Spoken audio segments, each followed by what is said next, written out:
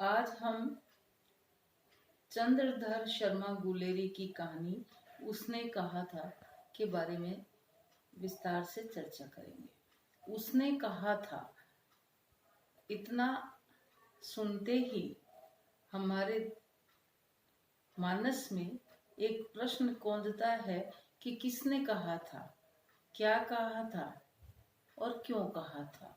जब हम ये सारे प्रश्न हमारे मानस में उत्पन्न होते हैं तो उसका अभिप्राय ये हुआ कि कहानीकार अपने कहानी के शीर्षक की सफलता में पूर्ण रूपेण सफल है, क्योंकि कहानी का जो शीर्षक है वह कौतूहल उत्पन्न करने वाला, जिज्ञासा उत्पन्न करने वाला और हमारा ध्यान आकर्षित करने वाला होता है कि तुरंत हमारा ध्यान जाता है कि वे क्या हुआ, कैसे हुआ।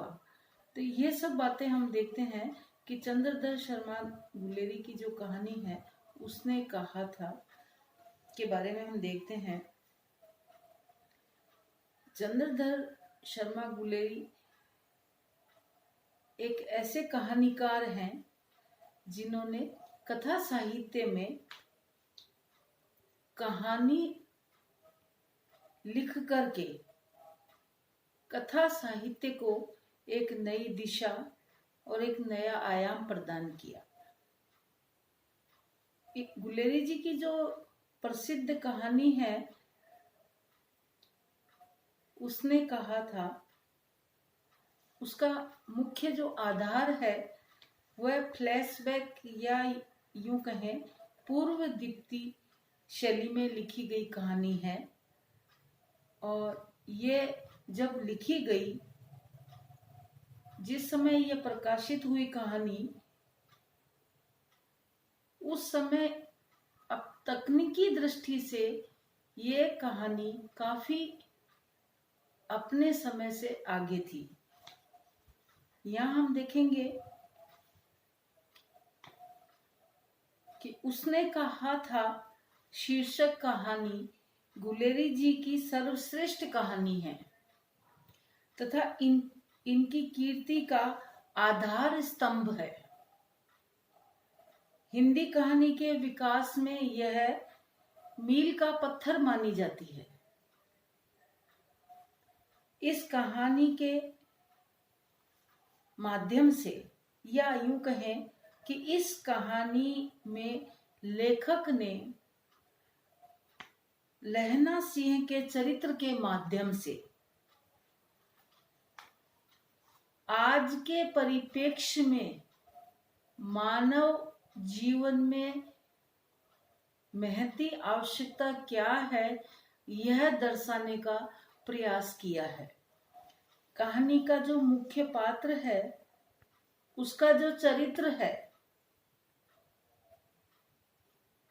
उस चरित्र के माध्यम से, उस चरित्र की उदात्तता के माध्यम से कहानीकार ने आज के परिवेश में, आज के परिदृश्य में, आज के परिप्रेक्ष्य में यदि हम देखते हैं तो हम ये देखेंगे कि आज जो उस समय के मूल भाव थे, हृदय के का जो नैसर्गिक प्रेम था, उसकी आज महती आवश्यकता है।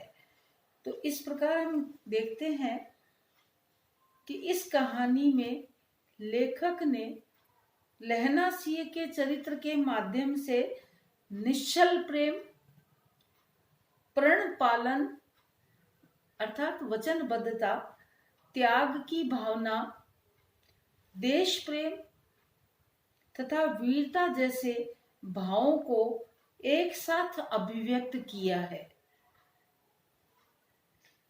लहना सिंह अपने बाल प्रेम के लिए अभूतपूर्व त्याग करता है। यहाँ हम देखेंगे कि प्रेम के उदात्त स्वरूप को दर्शाया गया है, त्याग की भावना को महत्व दिया गया है, देश प्रेम की भावना को दर्शाया गया है। तो यहाँ पे हम ये देखेंगे अपने बाल प्रेम को छोड़ते हुए, उसका त्याग करते हुए दिखलाया गया है। उदात्त रूप में उसका परित्याग करते हुए, त्याग करते हुए बतलाया गया है। लहना सिंह अपने बाल प्रेम के लिए अभूतपूर्व त्याग करता है और अपने प्राणों की आहुति देकर सूबेदारनी के पति और पुत्र की रक्षा करता है।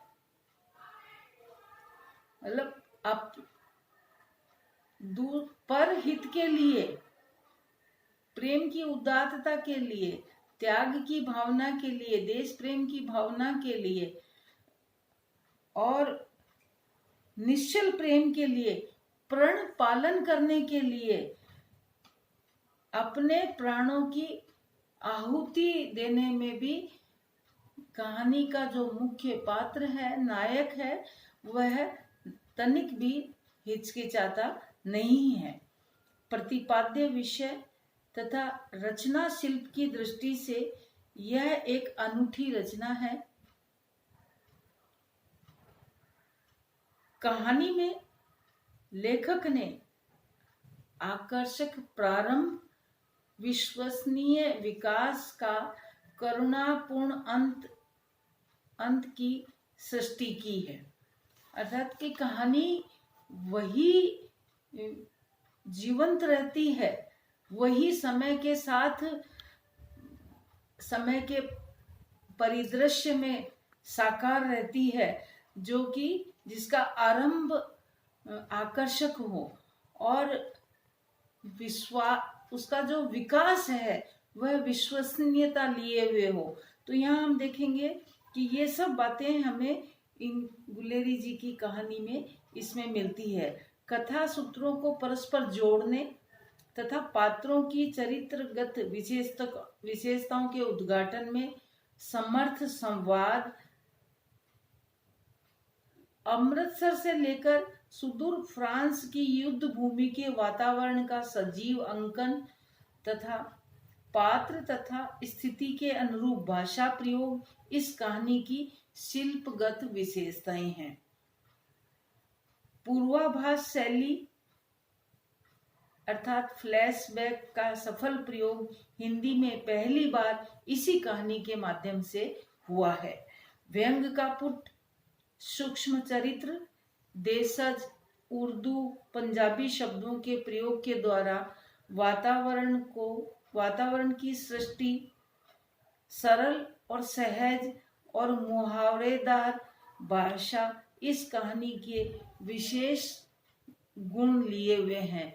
इस प्रकार हम कह सकते हैं कि उसने कहा था शीर्षक कहानी गुलेरी जी की सर्वश्रेष्ठ कहानी है और उनकी कीर्ति का आधार स्तंभ है।